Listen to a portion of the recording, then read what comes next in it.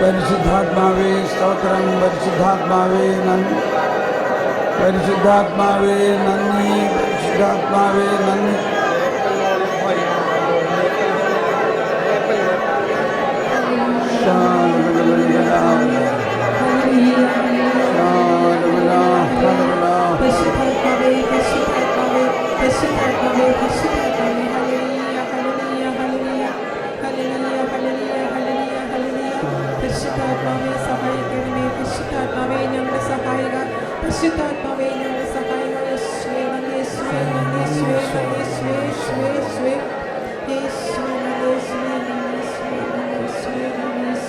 പരിശുദ്ധാത്മാവ് പ്രാർത്ഥിക്കുന്നു, ജ്ഞാനം പകരണമേ ദൈവമേ, അങ്ങയുടെ ജ്ഞാനം നൽകണമേ.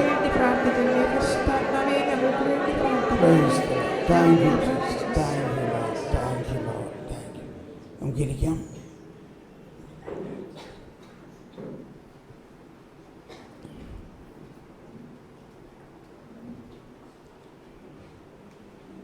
ലൈറ്റ് അടിച്ചിരി കൊണ്ട് നീക്കി.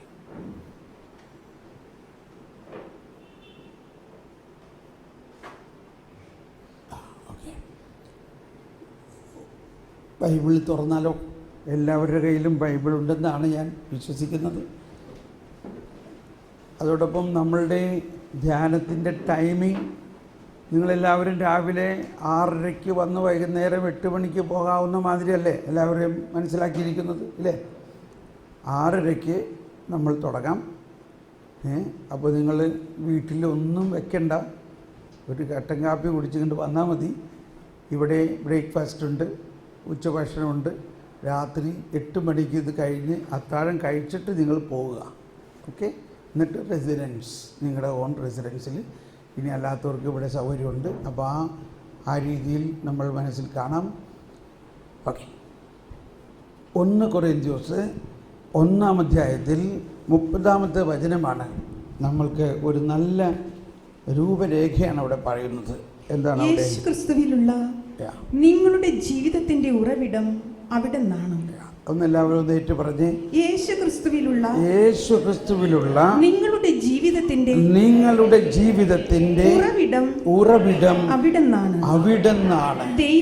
ദൈവം അവനെ നമുക്ക് ജ്ഞാനവും നീതിയും വിശുദ്ധീകരണവും പരിത്രാണവും ആക്കിയിരിക്കുന്നു. കണ്ടോ? നല്ല ഒരു അനാളജി, നല്ല ഒരു സ്കീമാണത്. നമ്മുടെ ജീവിതത്തിൻ്റെ ഉറവിടം എന്ന് പറഞ്ഞാൽ ഉറവ എന്ന് പറഞ്ഞാൽ എന്താ? ഒരു കിണർ കുഴിച്ചാൽ എന്തിനാണ് ഈ കിണർ കുഴിക്കുന്നത്? ഈ ഉറവ കണ്ടെത്താൻ വേണ്ടിയാണ്. ഉറവ കണ്ടെത്തിയാൽ പിന്നെ കുഴിക്കേണ്ട ആവശ്യമില്ല. പിന്നെ ആ ഉറവയിൽ നിന്നുള്ള വെള്ളം കിണർ നിറഞ്ഞ് ആ കിണർ ഒരിക്കലും വറ്റാത്ത ഒരു കിണർ. അതാണ് ഉറവ. അപ്പം നമ്മുടെ ജീവിതത്തിൻ്റെ ഉറവിടം ആരാണ്? യേശു ക്രിസ്തു. നമ്മളൊരു ക്രിസ്റ്റോ സെൻട്രിക് ലൈഫാണ് നമ്മുടേത്. ക്രിസ്തു കേന്ദ്രീകൃതമായ ജീവിതമാണ്. ക്രിസ്തുവാണ് നമ്മുടെ ജീവിതത്തിൻ്റെ ഉറവിടം. അതാണ് പഴയ നിയമവും പുതിയ നിയമവും തമ്മിലുള്ള ഏറ്റവും വലിയ വ്യത്യാസം. പഴയ നിയമത്തിൽ ആരും ക്രിസ്തു കേന്ദ്രീകൃതമായ ജീവിതത്തിലേക്ക് വന്നിട്ടില്ല. കാരണം ക്രിസ്തു വന്നിട്ടില്ല. മനസ്സിലായോ? ബൈബിളൊന്ന് പൊക്കി പിടിച്ച് ഈ ബൈബിൾ പൊക്കി പിടിച്ചിട്ട് ഇത് മുഴുവനും സുവിശേഷമാണെന്ന് പറയാൻ പറ്റില്ല. ഒന്ന് തിരിച്ചേക്കിനെ. അപ്പോൾ അതിൽ സുവിശേഷം എന്താണ്? ക്രിസ്തു നമുക്ക് നൽകിയ പുതിയ കാര്യമാണ്. അപ്പോൾ സാവധാനം ഇങ്ങനെ ഞാൻ പറയണ കേൾക്കുമ്പോൾ ഇദ്ദേഹം എന്താ പഴയ നിയമം വേണ്ടാന്നാണോ പറയണേ? എന്നല്ല അർത്ഥം. പഴയ നിയമം മുഴുവനും പുതിയ നിയമത്തിന് വേണ്ടിയുള്ള ഒരു ഒരുക്കമാണ്. പെട്ടെന്നൊരാശയം വരാൻ കേട്ടോ. ഭയങ്കര സ്ട്രോങ് ആയിട്ട് പോകേണ്ട, ഇച്ചിരി ലൈറ്റാകാം അല്ലേ? ഇപ്പം ഈ ഇടയൊക്കെ കല്യാണ കാര്യങ്ങൾ നടക്കണതിന് പെണ്ണ് കാണാൻ പോകാൻ പെണ്ണിനെയും കിട്ടണില്ല, ചെറുക്കനെയും കിട്ടണില്ല. എങ്ങനെ പെണ്ണ് കാണില്ല നടക്കും ഇല്ലേ എന്ന് പറയുന്നു. അമ്മച്ചിമാർ അപ്പച്ചന്മാർ, ചെറുക്കൻ അമേരിക്കയിൽ, പെണ്ണ് ബാംഗ്ലൂർ. നമ്മളിവിടെ പാവം എങ്ങനെയെങ്കിലും ഇവരുടെ കല്യാണം ഒന്ന് നടത്തിയിട്ട് നമ്മുടെ ഉത്തരവാദിത്വം അതല്ലേ. അങ്ങനെ ചെറുക്കനോട് പറഞ്ഞിട്ട് പറയും, അയ്യോ എനിക്കിപ്പോൾ അതിനൊന്നും സമയമില്ല. പെണ്ണിനോട് പറയുമ്പോൾ പറയും എനിക്ക് ലീവില്ല. പിന്നെ എന്ത് ചെയ്യും? അപ്പോൾ ഒരു വഴി കണ്ടുപിടിച്ചു, സ്കൈപ്പിലൂടെ പെണ്ണ് കാണാൻ. സ്കൈപ്പ്, ഇൻ്റർനെറ്റ്, വാട്സപ്പ് യിലൂടെ പെണ്ണ് കാണാൻ. അങ്ങനെ അവർ തമ്മിൽ കണ്ടു, രണ്ടുപേർക്കും ഇഷ്ടമായി. ഇനിയിപ്പോൾ ചിലപ്പോൾ നമ്മളൊന്നും നോക്കിയില്ല, പിന്നെ നമ്മളുടെ കൺട്രോളൊക്കെ വിട്ടു, അവരെല്ലാ ദിവസവും കാണാൻ തുടങ്ങി. അങ്ങനെ പെണ്ണും ചെറുക്കനും ഈ പടങ്ങളൊക്കെ, ചെറുക്കൻ പെണ്ണിൻ്റെ പടം വീട്ടിലയച്ചു കൊടുത്തു, പെണ്ണ് ചെറുക്കൻ്റെ പടം വീട്ടിലയച്ചു കൊടുത്ത് മാതാപിതാക്കൾക്ക് കാണിച്ചു കൊടുത്തു. കണ്ട്, ഇതാണ് എനിക്കിഷ്ടമായി. ഓക്കെ, നോക്കുമ്പോൾ നമ്മൾ കാർന്നമാർ നോക്കുമ്പോൾ കൊള്ളാം, വീട്ടിക്കരാൻ, നല്ല നിറം, നല്ല പൊക്കം. ഇനി വീട്ടുകാർ തമ്മിൽ സംസാരിച്ചപ്പോൾ എല്ലാം കൊണ്ടും നമുക്ക് ചേരുന്നൊരു ബന്ധം, അതുകൊണ്ട് നമുക്ക് ഉറപ്പിക്കാം. അങ്ങനെ വീട്ടുകാർ തമ്മിൽ കല്യാണം ഉറപ്പിച്ചു. പക്ഷേ കല്യാണം സ്കൈപ്പിങ്ങിലൂടെ ചെയ്യാൻ പറ്റില്ലല്ലോ. ഇനി ഒരു വർഷം കഴിഞ്ഞാലേ ചെറുക്കന് ലീവ് കിട്ടുള്ളൂ. ഒരു വലിയ കാത്തിരിപ്പാണ്. ഇതിൻ്റെ ഇടയിൽ ചെറുക്കൻ ഒരുപാട് പടങ്ങൾ ഇങ്ങനെ അയച്ചുകൊണ്ടിരിക്കാൻ തുടങ്ങി. ഈ പടങ്ങളെല്ലാം മാതാപിതാക്കൾ കണ്ടിട്ട് ഓരോ ദിവസവും അവൻ പുതിയ പുതിയ ഷർട്ട്, പുതിയ പുതിയ പാൻറ്റ്, പുതിയ കണ്ണട, പുതിയ മറക്ക, എല്ലാവരെയും എടുത്ത് കാണിക്കാൻ തുടങ്ങി. വീട്ടിൽ വരുന്നവരൊക്കെ, ദേ ഇവനാണ് വരാൻ പോകുന്ന മണവാളൻ, ഇവനാണ് വരാൻ പോകുന്നവൻ എന്ന് പറഞ്ഞ എല്ലാവരും, ഇവനാണ് വരാൻ പോകുന്നവൻ, അവൻ വരിക തന്നെ ചെയ്യും. അതാണ് യേശയ്യാ പറഞ്ഞത്, അതാണ് എസക്കിയേൽ പറഞ്ഞത്, അതാണ് പഴയ നിയമത്തിൽ മുഴുവനും പറഞ്ഞത്. മണവാളൻ വരാൻ പോകുന്നു. മാച്ചായില്ലേ? അങ്ങനെ വലിയ ഒരു പ്രതീക്ഷയുടെ കാലഘട്ടം. അതാണ് പഴയ നിയമത്തിൽ പ്രത്യേകിച്ച് അങ്ങ് അവസാനമാകുമ്പോഴേക്കും അവർക്കങ്ങ് ഭയങ്കര എവിടെ വരുമെന്ന് പറഞ്ഞ ആൾ. അതാണ് ഈശോയെ, യോഹന്നാനും അന്ത്രയോസും ഈശോനെ കണ്ടിട്ട് അന്ത്രയോസിന് അവിടെ ഇരിക്കാൻ പറ്റണില്ല, യോഹന്നാൻ അവിടെ നിന്ന് പോകാനും പറ്റണില്ല. യോഹന്നാൻ പറയാണ്, ഞാൻ ഇത്രയും നാളാണോ ആഗ്രഹിച്ചിരുന്നു അവനെ കണ്ടിരിക്കുന്നു, ഇനി ഞാൻ വിടൂല. യോഹന്നാൻ പറയാൻ, അന്ത്രയോസ് പറയാണ്, എനിക്ക് ഇരിക്കാൻ പറ്റില്ല, എനിക്ക് 4 ആളോട് പോയി പറഞ്ഞിട്ട് കാര്യമുണ്ട്. ഇത്രയും നാള് നോക്കിയിരുന്ന ആള് വന്നിരിക്കുന്നു. എന്നിട്ട് അന്ത്രയോസ് പോയിട്ട് തൻ്റെ സഹോദരനായ പത്രോസ്, ശിമയോൻ പത്രോസിനെ വിളിച്ചിട്ട്, ഞങ്ങൾ മിശിഹായെ കണ്ടു. ആ സന്തോഷം. ഇതുപോലെയാണ് പഴയ നിയമത്തിൻ്റെ അവസാനത്തിൽ. അപ്പോൾ നമ്മൾ ഇനി വീണ്ടും നമ്മുടെ വീട്ടിലേക്ക് വരാം. അങ്ങനെ മണവാളൻ വന്നു, ലീവായിട്ട് വന്നു. ഇനി ഭയങ്കര തിരക്കായി. ഇനി വിവാഹ ഒരുക്ക ധ്യാനം കൂട്ടണം, പെണ്ണ് കാണൽ നടക്കണം, ഒത്തുകല്യാണം നടക്കണം, വിവാഹ ഒരുക്ക ധ്യാനം കൂട്ടണം, കല്യാണം നടത്തണം. ഇതെല്ലാം എന്നിട്ട് നമ്മൾ ടെലസ്കോപ്പിക് ചെയ്യാണ്. ഇതൊക്കെ ക്രാഷ് ചെയ്തൊക്കെ വേഗം വേഗം നടത്തുകയാണ്. ചോദ്യം ഇതാണ്, ഇത്രയും ദിവസവും ഈ മണവാളൻ്റെ പടം നമ്മൾ വീട്ടിലൊക്കെ ഒട്ടിച്ചു വെച്ച് എല്ലാവരെയും കാണിച്ചു കൊടുത്തു, നമ്മളും ഇടയ്ക്ക് കണ്ടിരുന്നു. ഇനി മണവാളൻ വന്നു കഴിഞ്ഞു, മണവാളൻ നമ്മുടെ മുമ്പിൽ നിൽക്കുമ്പോൾ ഇനി നമ്മൾ ആ പഴയ പടം കാണണോ അതോ മണവാളനെ നേരിട്ട് കാണണോ?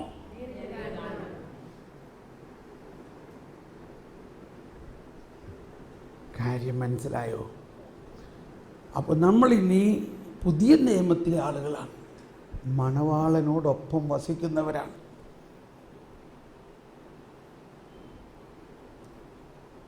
ആ ഒരു ബോധ്യത്തിൽ വരിക. മണവാളൻ വന്നു കഴിഞ്ഞിരിക്കുന്നു. നമ്മുടെ കർത്താവ് ഈശോ മിശിഹ. ആ ബോധ്യത്തോടെ വേണം നമ്മൾ ഈ ദിവസങ്ങളെല്ലാം നീങ്ങേണ്ടത്. അതാണ് ഈ പറഞ്ഞതിൻ്റെ അർത്ഥം. നിങ്ങളുടെ ജീവിതത്തിൻ്റെ ഉറവിടം യേശുക്രിസ്തുവാണ്. അത് ഒന്നുകൂടി വായിക്കാം. യേശുക്രിസ്തുവിലുള്ള നിങ്ങളുടെ ജീവിതത്തിന്റെ ഉറവിടം അവിടുന്നാണ്. ഒന്നെല്ലാവരും ശബ്ദം ഉയർത്തിയേറ്റ് പറഞ്ഞുകൊണ്ട്, യേശുക്രിസ്തുവിലുള്ള നിങ്ങളുടെ ജീവിതത്തിന്റെ ഉറവിടം അവിടുന്നാണ്. അവിടുന്നാണ്. മനസ്സിലായോ?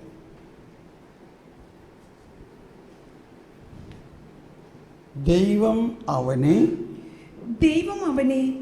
നമുക്ക് ജ്ഞാനവും നീതിയും വിശുദ്ധീകരണവും പരിത്രാണവും ആക്കിയിരിക്കുന്നു. ഇതാണ് നമ്മുടെ ഈ ധ്യാനത്തിൻ്റെ സ്കീം, നമ്മുടെ ധ്യാനത്തിൻ്റെ സിലബസ് ഇതാണ്. ആദ്യം യേശു നമ്മളിൽ ആരായി വന്നിരിക്കുന്നു? ജ്ഞാനം. പിന്നെ അടുത്തെന്താണ്? നീതി. പിന്നെ അടുത്തെന്താണ്?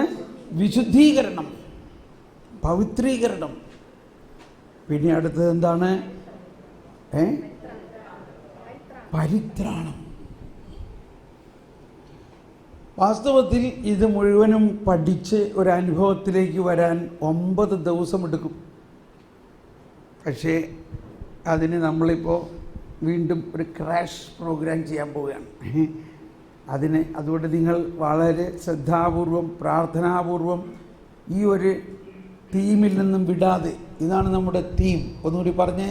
ദൈവം അവനെ നമുക്കായി ജ്ഞാനവും നീതിയും വിശുദ്ധീകരണവും പരിത്രാണവും ആക്കിയിരിക്കുന്നു. ഇതെല്ലാം നമുക്ക് ലഭിച്ചിരിക്കുന്നു. അതാണ് നമ്മുടെ ഇന്നത്തെ ഒരു വിശേഷത. പഴയ നിയമകാലത്ത് അവരിതെല്ലാം ലഭിക്കുമെന്ന് പ്രതീക്ഷിച്ചിരുന്നു. നമ്മളെ സംബന്ധിച്ച് ഇതെല്ലാം നമുക്ക് ലഭിച്ചു, ജ്ഞാനമാക്കിയിരിക്കുന്നു. അതുകൊണ്ടാണ് മലയാളത്തിൽ ഇത്ര മനോഹരമായ ഒരു വാക്കാണ് മാമോദീസ എന്ന് പറഞ്ഞാൽ. എന്താണ്? ജ്ഞാന സ്നാനം. അതെല്ലാവരും പറഞ്ഞേ, ജ്ഞാന സ്നാനം. ഒന്ന് ഉച്ചത്തിൽ പറഞ്ഞേ. ഈ ജ്ഞാനസ്നാനത്തിൽ നമുക്ക് ജ്ഞാനം കിട്ടിയോ? ഞാൻ ഉദ്ദേശിച്ച് എല്ലാവരും ഉച്ചത്തിൽ പറയുന്നിപ്പോ. ജ്ഞാനസ്നാനത്തിൽ ജ്ഞാനം കിട്ടിയോ? കണ്ടോ? ഒച്ച വരണില്ല. കാരണം അതൊരു പുതിയ അറിവാണിപ്പോൾ. ജ്ഞാനസ്നാനത്തിൽ എന്ത് കിട്ടി? ജ്ഞാനം കിട്ടി. അപ്പോൾ അതിങ്ങനെ ഒരു വലിയ സമ്മാനപ്പെട്ടി പോലെയാണ്. ഒരു സമ്മാനപ്പെട്ടി. നമുക്ക് ഒരുപാട് സമ്മാനങ്ങൾ കിട്ടാറുണ്ട്. ജ്ഞാനസ്നാനത്തിന് സമ്മാനം കിട്ടുന്നു, ആദ്യ കുർബാനയ്ക്കുള്ള പാട്ടിന് സമ്മാനം കിട്ടുന്നു, ബർത്ത്ഡേക്ക് സമ്മാനം കിട്ടുന്നു, വിവാഹത്തിന് സമ്മാനം കിട്ടുന്നു. ചിലപ്പോൾ ചിലർ വളരെ ബിസി ആയിട്ടുള്ള ആൾക്കാർ പറയാറുണ്ട്, ഷോ എനിക്ക് ഭയങ്കര ബിസിയാണ്, എനിക്ക് ബർത്ത്ഡേക്ക് കിട്ടിയ സമ്മാനപ്പെട്ടി പോലും തുറക്കാൻ സമയം കിട്ടിയിട്ടില്ല എന്ന പോലെ ജ്ഞാനസ്നാനത്തിന് കിട്ടിയ ആ സമ്മാനപ്പെട്ടി നമ്മളിൽ പലരും ഇപ്പോഴും തുറന്നിട്ടില്ല. ഇത് ഞാൻ പറയണതല്ല കേട്ടോ. ഈ ഇടയ്ക്ക് പരിശുദ്ധ പിതാവ് പോപ്പ് ഫ്രാൻസിസ് പറയാണ്, ഓരോ ക്രിസ്ത്യാനിക്കും ദൈവം തന്നിരിക്കുന്ന ആ വലിയ സമ്മാനത്തിൻ്റെ റാപ്പർ മാത്രമേ തുറന്നിട്ടുള്ളൂ അവർ. അപ്പോൾ നമ്മളിപ്പോൾ ജ്ഞാനം എന്ന ഒരു സമ്മാനപ്പെട്ടിയാണ് ഇപ്പോൾ ഉദ്ദേശിക്കുന്നത്. ജ്ഞാനസ്ഥാനത്തിൽ നമുക്ക് എന്ത് കിട്ടി? ജ്ഞാനം. ഇപ്പോൾ നമ്മുടെ മലങ്കര കുർബാന ആരംഭിക്കുന്നതാണല്ലോ. എന്താണ് സമ്മാനം? വെളിവ്. എന്താണ് ആ സമ്മാനം? ജ്ഞാനം എന്ന് പറഞ്ഞാൽ വെളിവ്. വെളിവു നിറഞ്ഞോ ഈശോ നിൻ വെളിവാൽ കാണുന്നു, വെളിവിയടിയാരഖില ധാരമതാം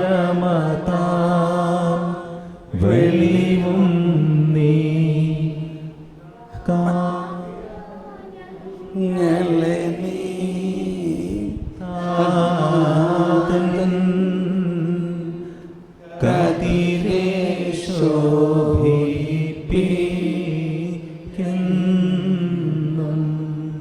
നമ്മളിതൊക്കെ എല്ലാ ദിവസവും പാടണുണ്ടെങ്കിലും ഇത്രയൊന്നും വിചാരിച്ചിട്ടൊന്നുമല്ല, അതങ്ങനെ പാടണം, ഒരു ചടങ്ങ് പോലെ പാടണം.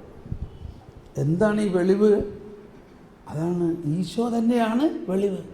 അതാണ് നമ്മൾ കേട്ടത്, ദൈവം അവനെ നമുക്കായി ജ്ഞാനമാക്കിയിരിക്കുന്നു, അഥവാ വെളിവാക്കി നമുക്ക് നൽകിയിരിക്കുന്നു. അപ്പോൾ നമ്മുടെ ജീവിതത്തിൽ രണ്ട് കാര്യങ്ങളാണ് നമുക്ക് ധ്യാനത്തിൽ വേറൊരു ചിന്ത. ഒന്ന് ദൈവത്തെക്കുറിച്ചുള്ള അറിവ്, രണ്ട് നമ്മളെക്കുറിച്ചുള്ള അറിവ്. എല്ലാ ധ്യാനത്തിൻ്റെയും വേറൊരു ട്രാക്ക് ഇതാണ്. ധ്യാനത്തിൽ നമുക്ക് എന്ത് കിട്ടണം? ദൈവത്തെക്കുറിച്ചുള്ള അറിവ്. മറ്റെന്ത് കിട്ടണം? നമ്മളെക്കുറിച്ചുള്ള അറിവ്.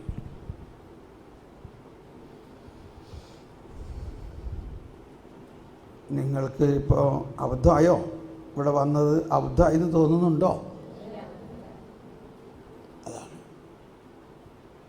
ഞങ്ങളുടെ സുറിയാനി ശവസംസ്കാര ചടങ്ങിൽ ഒരു പാട്ട് പാടാറുണ്ട്. അതൊന്ന് പാടി. അതായത്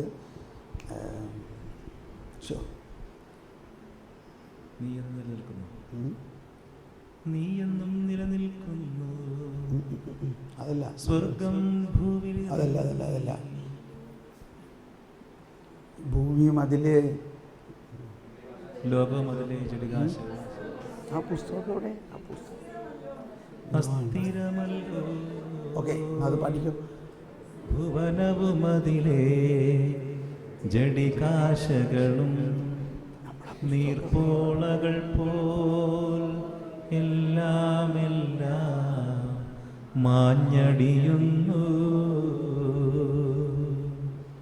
അതല്ല, വേറെ നിക്ഷേപങ്ങൾ കരുതുക നമ്മൾ എന്നുള്ളത്.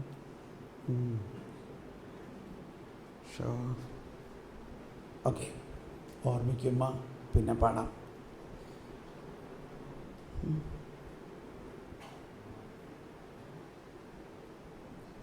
അപ്പോൾ നമ്മുടെ ജീവിതത്തിൽ അക്ഷയമായ നിധി എന്താണ്? അക്ഷയമായ നിധി, അക്ഷയമായ നിധി എന്താണ്? അക്ഷയമായൊരു നിധി നമുക്ക് ജ്ഞാനമാണ്. ജ്ഞാനമാണ് അക്ഷയമായ നിധി. നമ്മൾക്ക് ഇപ്പോൾ നമ്മളിവിടെ ആയിരിക്കുന്നത് ഈ കേരളത്തിലെ ഏറ്റവും വലിയ ഒരു എഡ്യൂക്കേഷൻ ഇൻസ്റ്റിറ്റ്യൂട്ടിലാണ്, ഇല്ലേ? അതെ. പക്ഷെ എന്തോ കാരണവശാൽ നമ്മൾ ഉദ്ദേശിച്ചു ഈ എഡ്യൂക്കേഷനാണ് അക്ഷയമായ നിധി എന്നുള്ള ഭാവനയിലായിരിക്കാം. കർത്താവ് ഈശോ എന്താ പറഞ്ഞത്? മനുഷ്യൻ ജീവിക്കുന്നത് അപ്പം കൊണ്ട് മാത്രമല്ല, ദൈവത്തിൻ്റെ അധരത്തിൽ നിന്ന് വരുന്ന വചനം കൊണ്ട് കൂടിയാണ്. അത് വാസ്തവത്തിൽ ദൈവം തന്നെയാണ്. അപ്പോൾ ദൈവം നമുക്ക് നൽകുന്ന ഏറ്റവും വലിയ ദാനം ജ്ഞാനമാണ്. ആ ജ്ഞാനം നമുക്ക് ലഭിച്ചു കഴിഞ്ഞാൽ ഏറ്റവും നമുക്കുള്ള ഗുണം ദൈവത്തെക്കുറിച്ചുള്ള അറിവിൽ നമ്മൾ വളരും, അതോടൊപ്പം നമ്മളെക്കുറിച്ചുള്ള അറിവിലും വളരും. അപ്പോൾ ദൈവത്തെക്കുറിച്ചുള്ള അറിവിൽ ഏറ്റവും പ്രധാന ഒരു കാര്യം ഇതാണ്: നിത്യജീവൻ എന്നാൽ എന്താകുന്നു? ആരെങ്കിലും ഒന്ന് പറഞ്ഞേ, നിത്യജീവൻ എന്നാൽ എന്താകുന്നു? What is eternal life?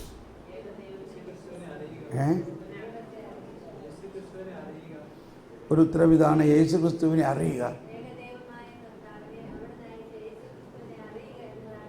Very good. ഒരു കയ്യടി കൊടുത്ത് ഈ ടീച്ചറിനോ ചേച്ചിക്കോ ഒന്ന് ശരിക്ക് കൈയടിക്ക്. വലിയ കാര്യം പറഞ്ഞത്. എന്താ പറഞ്ഞത്? എല്ലാവരും ഒന്ന് പറഞ്ഞ്, ഏകദൈവമായ അങ്ങയെയും അങ്ങയച്ച യേശുക്രിസ്തുവിനെയും അറിയുക എന്നതാണ് നിത്യജീവൻ. ഈശോ തന്നെ പ്രാർത്ഥിക്കാം, പിതാവേ, ഏകസത്യദൈവമായ അങ്ങയെയും അങ്ങയച്ച യേശുക്രിസ്തുവിനെയും അറിയുക. അറിയുക. അപ്പോൾ ഈ അറിയുക എന്ന വാക്കിൽ അതിൻ്റെ ആദ്യം നമ്മളൊരാളെ സ്നേഹിക്കണമെങ്കിൽ അറിയാതെ സ്നേഹിക്കാൻ പറ്റുമോ? ഇതൊരു ലവ് സ്റ്റോറി പോലെയാണ്. ഇപ്പോൾ നമ്മൾ കല്യാണം കഴിച്ചു, നമ്മൾ അയാളെ സ്നേഹിക്കണമെങ്കിൽ ആ ആളെക്കുറിച്ച് അങ്ങ് അറിയുമ്പോഴല്ലേ സ്നേഹം കൂടുതൽ വരിക. അപ്പോൾ ഏക സത്യദൈവമായ ആ ദൈവത്തെക്കുറിച്ചുള്ള അറിവ്, അവിടെ നയിച്ച യേശുക്രിസ്തുവിനെ കുറിച്ചുള്ള അറിവ്, ഇതാണ് ഏറ്റവും വലിയ ജ്ഞാനം. ആ അറിവ് നമ്മളിൽ വർദ്ധിക്കുന്നതനുസരിച്ച് ഇപ്പം ഞാനും എൻ്റെ ഭാര്യയും ഞങ്ങൾ അറിയുന്നു. അറിഞ്ഞറിഞ്ഞ് എന്താകുന്നു? ഞങ്ങൾ ഒന്നാകുന്നു. എന്ന പോലെ നമ്മളും ദൈവവും അങ്ങനെ അറിഞ്ഞറിഞ്ഞ് നമ്മൾ ആരാകുന്നു? എന്താകുന്നു? ഒന്നാകുന്നു. അതും ഒരറിവാണ്. അറിയുക എന്ന് പറയുന്നതിൻ്റെ അർത്ഥം ഞങ്ങൾ ഒന്നാണ്. ആ ഒന്നാകലാണ് നിത്യജീവൻ്റെ ഏറ്റവും വലിയ അവസ്ഥ. ആ അവസ്ഥ നമ്മളിൽ ജ്ഞാനസ്നാനത്തിലൂടെയും സ്ഥൈര്യലേപനത്തിലൂടെയും വിശുദ്ധ കുർബാനയിലൂടെയും നമുക്ക് ലഭിച്ചു കഴിഞ്ഞിരിക്കുന്നുവെങ്കിലും, ഈ മണവാളൻ നമ്മുടെ ആത്മാവുമായിട്ട് ലയിച്ചിരിക്കുന്നുവെങ്കിലും, ഇനിയും നമ്മൾ ഈ മണവാളനെക്കുറിച്ച് മുഴുവനായി അറിഞ്ഞിട്ടില്ല. അതുകൊണ്ടാണ് നമ്മുടെ ജീവിതത്തിന് ഇത്രയും ബുദ്ധിമുട്ടുകൾ. ജീവിതത്തിൻ്റെ പ്രധാന ലക്ഷ്യം എന്താണ്? അടുത്ത ചോദ്യം, ദൈവം എന്തിന് നമ്മെ സൃഷ്ടിച്ചു?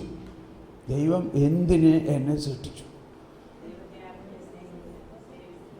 ഒന്ന് ചിന്തിച്ച എല്ലാവരും, ദൈവം എന്തിന് നമ്മെ സൃഷ്ടിച്ചു? ചില ആൾക്ക് ഇപ്പോഴാണ് അങ്ങനെ ഒരു ചിന്ത ഉണ്ടാവുന്നത്. ശരിയാണല്ലോ, നമ്മൾ ഉണ്ടായിരുന്നില്ലല്ലോ. നമ്മൾ ഉണ്ടായിരുന്നോ? ഉണ്ടായിരുന്നില്ല. നമ്മൾ വല്ല പറഞ്ഞിട്ടാണോ ദൈവം നമ്മളെ സൃഷ്ടിച്ചത്? നമ്മൾ വല്ലതും പറയാൻ നമ്മൾ ഉണ്ടായിരുന്നില്ല. പക്ഷെ ഇന്ന് നമ്മുടെ നടപ്പും ഓട്ടവും വ്യഗ്രതയും പ്ലാനിങ്ങും എല്ലാം കണ്ടു കഴിഞ്ഞാൽ ഏതാണ്ട് നമ്മൾ ഇതിനൊക്കെ വേണ്ടിയാണ് സൃഷ്ടിക്കപ്പെട്ടതെന്നുള്ളതാണ്. ഇപ്പം നിങ്ങൾക്ക് ആദ്യ ദിവസം ഈ ധ്യാനത്തിൻ്റെ പ്രത്യേകത പലരും പറയണം. ഞങ്ങൾക്ക് ഇവിടുന്ന് ചിലർ പറഞ്ഞു ഇവിടുന്ന് എണീറ്റ് ഓടാൻ തോന്നായിരുന്നു. പറഞ്ഞു അതുണ്ടാകാനുള്ളൊരു ചാൻസ് ഉണ്ട് ഇതൊക്കെ കേൾക്കുമ്പോൾ. പക്ഷെ പോകുമൊന്നുമില്ല. കർത്താവ് നിങ്ങളിവിടെ കെട്ടിയിരിക്കുകയാണ്. ഇപ്പോൾ ആരും പോകില്ല. പക്ഷേ അയ്യോ എനിക്കിതൊന്നും കേൾക്കണ്ട, ഞാൻ എഴുന്നേറ്റ് ഓടാണ്, അങ്ങനെ നമുക്ക് തോന്നും. എന്തുകൊണ്ടാണ് തോന്നണമെന്നറിയാമോ? നമ്മൾ കംപ്ലീറ്റ് വേറെ ഒരു ഡയറക്ഷനിലാണ് നമ്മൾ ചിന്തിക്കുന്നതും നമ്മുടെ ജ്ഞാനമില്ല. ഒന്നുകൂടി പറഞ്ഞ്, ദൈവം നമ്മെ എന്തിന് സൃഷ്ടിച്ചു? ഒന്ന് പറഞ്ഞ്, എന്തിന് സൃഷ്ടിച്ചു? ദൈവത്തെ അറിയുവാനും സേവിക്കുവാനും സ്നേഹിക്കുവാനും ഒക്കെ. ഇത് നമ്മൾ 1ാം ക്ലാസ്സിൽ പഠിച്ചിട്ടുള്ളതാണ്. എന്നാൽ കുറച്ചുകൂടി വളർന്ന ഒരു ചിന്തയിൽ സിമ്പിളായിട്ട് ചിന്തിക്കാം. ദൈവം നമ്മെ ദൈവത്തിന് വേണ്ടി സൃഷ്ടിച്ചു. ഒന്ന് പറഞ്ഞെല്ലാവരും, ദൈവം നമ്മെ ദൈവത്തിന് വേണ്ടി സൃഷ്ടിച്ചു. ഷോക്ക് അടിച്ചോ?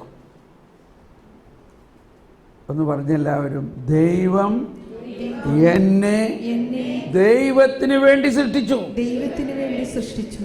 ഒരു കരം ഉയർത്തി മുദ്രാവാക്യം പറയണമാതിരി ഒന്ന് പറഞ്ഞേ, ദൈവം എന്നെ ദൈവത്തിന് വേണ്ടി സൃഷ്ടിച്ചു. ദൈവത്തിന് വേണ്ടി സൃഷ്ടിച്ചു.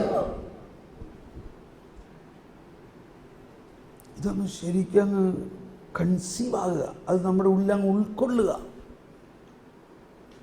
അപ്പോഴാണ് നമ്മളിൽ അടിസ്ഥാനപരമായ ഒരു സെറ്റിംഗ് ശരിക്കും നമ്മുടെ ജീവിതം ദൈവമായിട്ടങ്ങ് സെറ്റാവും, സിങ്കാവും, കോൺഫിഗറാവും. അല്ലെങ്കിൽ പറയും ഈ സിം കാർഡ് മാച്ച് ആവണില്ല എന്ന് പറയും. ചില സിം കാർഡ് ഇടുമ്പോൾ പറയണില്ലേ ദിസ് ഈസ് നോട്ട് മാച്ച്. ചിലത് പറയുമ്പോൾ യെസ് അക്സെപ്റ്റഡ്. അടിസ്ഥാനപരമായിട്ടുണ്ടാകേണ്ട ചില കാര്യങ്ങളാണ്. ഒന്ന്, ദൈവം എന്നെ എന്തിന് സൃഷ്ടിച്ചു. ഇനി രണ്ടാമതൊരു കാര്യം, അനന്തഗുണസമ്പന്നനായ ദൈവം തൻ്റെ സൗഭാഗ്യപൂർണമായ, സൗഭാഗ്യമെന്ന് പറഞ്ഞാൽ ലോട്ടറി അല്ല, ദൈവത്തിൻ്റെ സൗഭാഗ്യം എന്ന് പറഞ്ഞാൽ ബിയാറ്റിഫിക് വിഷൻ, അതായത് ആ രണ്ടാം വരവിൽ ദൈവം ഉണ്ടാകുന്ന ആ സ്വർഗീയ ഓസ്ലേമിൻ്റെ മഹത്വം കണ്ടുകൊണ്ടാണ് പറയുന്നത്. ആ സൗഭാഗ്യത്തിൽ പങ്കുകാരാകാൻ വേണ്ടി ദൈവം നമ്മെ സൃഷ്ടിച്ചു.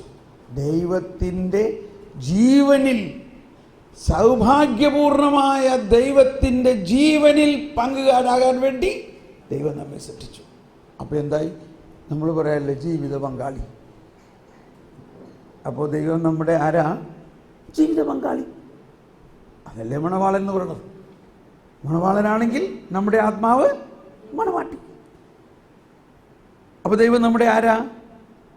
ജീവിത പങ്കാളി എന്ന് പറഞ്ഞാൽ ദൈവം, ഇതാണ് കാറ്റഗിസത്തിലെ ആദ്യത്തെ ആർട്ടിക്കിൾ.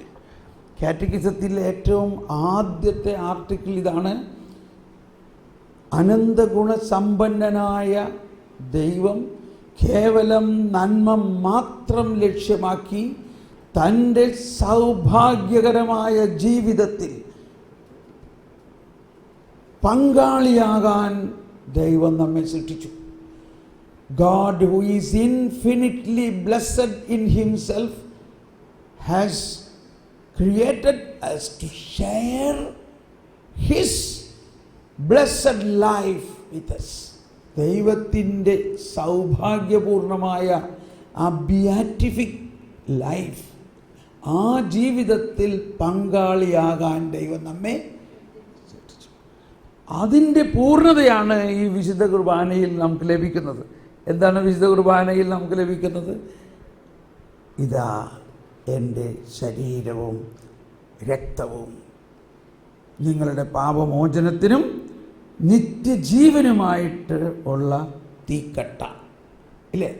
തീക്കട്ടയല്ലേ? തീക്കട്ട. അപ്പോൾ എന്താ നമുക്ക് ഈശോ തന്നത്? ദൈവത്തിൻ്റെ ജീവൻ നമുക്ക് തരികയാണ്. This is my body, this is my blood. നിങ്ങളുടെ പാപമോചനത്തിനും നിത്യജീവനുമായിട്ട് ഞാൻ നൽകുന്ന എൻ്റെ ശരീരവും എൻ്റെ രക്തവും ഇതാ. നമ്മൾ എന്ത് ചെയ്യണം? ഇപ്പോൾ നമുക്ക് വല്ലതും ചെയ്യാനുണ്ടോ? ഒന്നും ചെയ്യാനില്ല. അത് സ്വീകരിക്കുക, അത് സ്വീകരിക്കുക. അപ്പോൾ ദൈവം നമ്മളെ സൃഷ്ടിച്ചിരിക്കുന്നത് തന്നെ ദൈവത്തിൻ്റെ ജീവനിൽ പങ്കാളിയാകാൻ വേണ്ടിയാണ് സൃഷ്ടിച്ചിരിക്കുന്നത് തന്നെ. നമ്മൾ ഒരുപാട് ഒന്നും ചെയ്യേണ്ട, അത് സ്വീകരിക്കുക, വിശ്വസിക്കുക. അപ്പോൾ 2 പോയിന്റ് നമ്മൾ, യേശു ക്രിസ്തുവിലുള്ള നിങ്ങളുടെ ജീവിതത്തിൻ്റെ ഉറവിടം അവിടെ നിന്ന് തന്നെയാണ്. ക്ലിയർ ആയില്ലേ? അതിപ്പോൾ ദൈവം നമ്മെ സൃഷ്ടിച്ചിരിക്കുന്നത് ദൈവത്തിന് വേണ്ടിയാണ്. ദൈവം നമ്മെ സൃഷ്ടിച്ചിരിക്കുന്നത് ദൈവിക ജീവനിൽ പങ്കാളിയാകാൻ വേണ്ടിയാണ്. ഇത് ദൈവത്തിൻ്റെ ഇനിഷ്യേഷനാണ്, ദൈവത്തിൻ്റെ മുൻകൈയെടുക്കലാണ്. അതുകൊണ്ടാണ് നമ്മൾ ഇനിഷ്യേഷൻ സാക്രമെൻറ്റ് എന്ന് പറയുന്നത്. എന്തെല്ലാമാണ് ഇനിഷ്യേഷൻ സാക്രമെൻറ്റ്സ്? മാമോദീസ, സ്ഥൈര്യലേപനം, കുർബാന. 3 ഇനിഷ്യേഷൻ സാക്രമെൻറ്റ്. ഇനിഷ്യേഷൻ എന്ന് പറഞ്ഞാൽ പ്രാരംഭം എന്നല്ല അർത്ഥം. വാസ്തവത്തിൽ പ്രാരംഭമാണ്, എന്നാൽ വാസ്തവത്തിൽ ദൈവത്തിൻ്റെ ഇനിഷ്യേഷനാണത്. അപ്പോൾ നമ്മുടെ വിശ്വാസത്തിൻ്റെ ഒരു പ്രധാന ഘടകം ദൈവത്തിൻ്റെ ഇനിഷ്യേഷനാണ് വിശ്വാസം പോലും. അബ്രാഹം എന്തെങ്കിലും ചെയ്തിട്ടാണോ അബ്രാഹത്തിന് വിശ്വാസം കിട്ടിയത്? അബ്രാഹം പാടത്ത് പണിയെടുത്തുകൊണ്ടിരിക്കുന്ന നേരത്ത് ഒച്ച കേട്ടു, അബ്രാം. ആരാണത്? ആരാണ് അബ്രാം? ആരാണത്? ആളെ കാണാനില്ല. ആളെ കാണാനില്ല എന്നാൽ കറക്റ്റ് അടുത്ത് നിൽക്കുന്ന മാതിരിയാണ് ആൾ വിളി. അതായത് കാണപ്പെടാത്ത ഒരാള്, ശബ്ദം കേൾക്കാം. അബ്രാം. എവിടെയാണത്? ആരാണത്? ഞാൻ നിന്നെ സൃഷ്ടിച്ച ദൈവമാണ്. സൃഷ്ടിച്ച ദൈവോ? ഞാൻ ഇത്രയും നാളും കണ്ടേക്കണത് കൊത്തുരൂപങ്ങളായിട്ടുള്ള മണ്ണിൻ്റെയും കല്ലിൻ്റെയും മരത്തിൻ്റെയും ഒക്കെ ദൈവങ്ങളെയാണ്. അബ്രഹാം, ആകാശവും ഭൂമിയും ഈ സമസ്ത മനോഹര ഭൂമി മുഴുവനും സൃഷ്ടിച്ചത് ഞാനാണ്. കർത്താവേ, പെട്ടെന്ന് അബ്രാഹത്തിലേക്ക് അങ്ങ് അത് പ്രസരിക്കുകയാണ്. എന്ത് പ്രസരിച്ചപ്പോൾ? വിശ്വാസം. എന്തിലുള്ള വിശ്വാസം? കാണപ്പെടാത്ത അദൃശ്യനായ ആ ദൈവം തന്നെ നൽകി ഈ വിശ്വാസം. ആ ദിവസം അബ്രാഹത്തിന് മറക്കാൻ പറ്റുമോ? അപ്പോൾ വിശ്വാസം തന്നെ അബ്രാഹം ചോദിച്ചിട്ടാണോ ഇത് കിട്ടിയത്? It is A initiation from God. Adam പാപം ചെയ്ത് മറഞ്ഞിരിക്കുമ്പോൾ ആരാണ് ആദത്തിനെ തേടി വന്നത്? ദൈവം തന്നെ. ആദം, മകനെ, നീ എവിടെയാണ്? നീ എവിടെയാ? ദൈവത്തിനറിയാം എവിടെയാണെന്ന്. പിന്നെ എന്തിനാ പറയുന്നത്? ദൈവത്തിൻ്റെ ആ ശബ്ദം അവൻ കേൾക്കാൻ വേണ്ടി. ഞാൻ നിന്നെ തേടി വരുന്ന ദൈവമാണ്. നിൻ്റെ ഏത് അവസ്ഥയിലും ഞാൻ നിന്നെ സ്നേഹിക്കുന്നു മകനെ. എനിക്കറിയാം ഈ മണ്ണിൽ നിന്നുണ്ടാക്കിയ നിൻ്റെ ആ മണ്ണിൻ്റെ ബലഹീനത കൊണ്ട് നീ ഇതെല്ലാം ചെയ്യുമെന്ന് അനന്തജ്ഞാനിയായ ദൈവത്തിന് അറിയാമായിരുന്നു. അതുകൊണ്ട് ദൈവം തന്നെ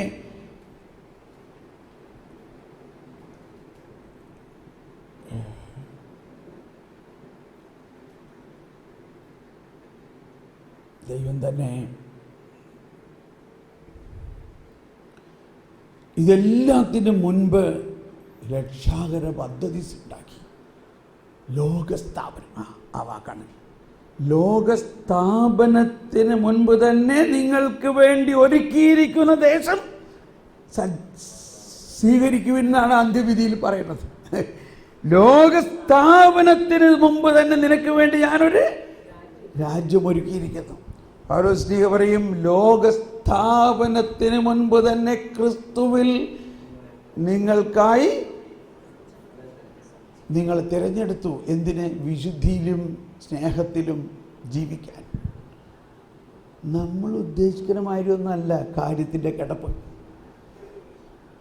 സമരിയാക്കാരി യേശുവിൻ്റെ അടുത്ത് വന്നോ? യേശു സമരിയാക്കാരിയുടെ അടുത്ത് ചെന്നോ? ആരുടെ ഇനിഷ്യേറ്റീവാണത്? മത്തായിയെ സമൂഹം മുഴുവനും തിരസ്കരിച്ചിട്ടിരിക്കുകയാണ്. അവൻ പേരും കള്ളൻ, അവൻ ചതിയൻ, അവൻ കള്ളക്കാശുണ്ടാക്കുന്നു, നിരവധി പേരെ ടാക്സ് പിരിക്കണവനാണ്. ആരും അവൻ്റെ വീട്ടിൽ പോലും കയറില്ല. അങ്ങനെ ഇരിക്കുന്നിടത്തേക്ക് കർത്താവ് ഈശോ മിശിഹ കടന്നു ചെന്നു. കർത്താവ് ഈശോ മിശിഹ കടന്നു ചെന്നപ്പോൾ ഈ മത്തായിക്ക് വിശ്വാസം ഉണ്ടായിരുന്നോ? ഇല്ല. അപ്പോൾ അവിശ്വാസിയുടെ അടുത്തേക്ക് യേശുവിന് പോകാൻ പറ്റുമോ? ആ അവിശ്വാസം അവന് തടസ്സമാകുമോ? അവൻ്റെ പാപം യേശുവിൻ്റെ വരവിന് തടസ്സമാണോ? അവൻ്റെ പാപം യേശുവിൻ്റെ കരുണയ്ക്ക് തടസ്സമാണോ?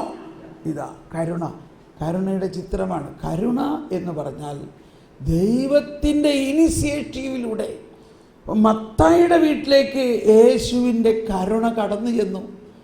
മത്തായി അന്തം വിട്ടുപോയി. പുറത്ത് നിൽക്കുന്ന ഫരിസേയരും നിയമത്തിനും ആക്രോശിക്കുകയാണ്, ഇവനെന്താണ് ഈ പാപികളുടെ വീട്ടിൽ കടന്നു ചെല്ലണത്. അവിടെ നിന്ന് ശിഷ്യന്മാരോട് പറയാൻ, തുമാരെ ഗുരു ക്യോം നാ കേദാർ അവർ പാപിയോं के साथ भोजन करते हो. ഹിന്ദിയിലാണ് ഇത് എൻ്റെ അകത്ത് ആദ്യം രജിസ്റ്റർ ആയത്. തുമാരെ ഗുരു നാ കേദാർ അവർ പാപിയോं के साथ क्यों भोजन करते हो. നിങ്ങളുടെ ഗുരു എന്തുകൊണ്ടാണ് ഈ പാപികളുടെയും ചുങ്കക്കാരുടെയും കൂടെ പോയി ഭക്ഷണം കഴിക്കുന്നത്? ഇത് കേട്ട് ഈശോ പതുക്കന ഗേറ്റിലേക്ക് കടന്നു വന്നിട്ട് പറയാണ്, ഞാൻ വന്നിരിക്കുന്നത് പാപികളെ തേടിയാണ്. രോഗികൾക്കാണല്ലോ വൈദ്യനെ കൊണ്ട് ആവശ്യം. നിങ്ങൾ പോയി പഠിക്കുവിൻ. എന്താണ് പഠിക്കാൻ പറഞ്ഞത്? ഞാൻ ആഗ്രഹിക്കുന്നത് ബലി അല്ല, കരുണയാണ് എന്ന ആ തിരുവെഴുത്തിൻ്റെ അർത്ഥം എന്തെന്ന് പോയി പഠിക്കുവിൻ. ഈ തിരുവെഴുത്ത് അവർക്കറിയാം. എവിടെയാണ് അത് എഴുതിയിരിക്കുന്നത്? ഓശയ്യ 6:6. ഇത് ഈ പഴയ നിയമം അവർക്ക് ബൈ ഹാർട്ടാണ്. പക്ഷെ അതിൻ്റെ അർത്ഥം അറിഞ്ഞൂടാ, അതെങ്ങനെ പ്രാവർത്തികമാക്കാമെന്ന് അറിഞ്ഞൂടാ. അത് അവരുടെ കുറ്റമല്ല. ഇതെങ്ങനെ അറിയും? ഈ കരുണാസമ്പന്നനായ പിതാവ്